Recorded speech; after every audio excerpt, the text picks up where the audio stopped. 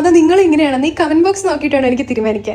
എന്താണെന്നറിയില്ല, എവിടെയെങ്കിലും ഒരുങ്ങി കിട്ടിപ്പോയാൽ നേരത്തെ എണീക്കണം, നേരത്തെ റെഡി ഇറങ്ങണം എന്നൊക്കെ വിചാരിക്കുമെങ്കിലും ഒന്നും നടക്കാറില്ല. നമ്മൾ വല്ലാണ്ടൊക്കെ ഒരുങ്ങി പോകുമ്പോൾ സൈഡ് എഫക്ട്സ് എന്താണെന്ന് അറിയണം.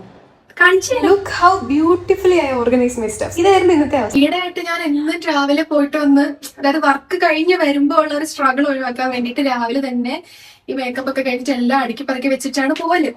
ബട്ട് ഇന്ന് ഞാൻ നേരത്തെ ഇറങ്ങണമെന്ന് വിചാരിച്ച് ഒരുക്കി കെട്ടി വന്നപ്പോ ലേറ്റ് ആയി. അതുകൊണ്ട് ഒന്നും അടുക്കി പറക്കി വെച്ചില്ല. അതുകൊണ്ട് എനിക്ക് ഇരട്ടി പണിയായി. ആൻഡ് ബൈ ദ വേ, ഈ ഡ്രസ്സ് നിങ്ങൾക്ക് ഓർമ്മ ഉണ്ടോന്ന് എനിക്കറിയില്ല. ഞാൻ കുറെ നാൾക്ക് മുന്നേ ഈ ഡ്രസ്സിൽ കുറെ വീഡിയോസ് ഇട്ടിട്ടുണ്ട്. And this is not mine, this is from സാന്തുലയ.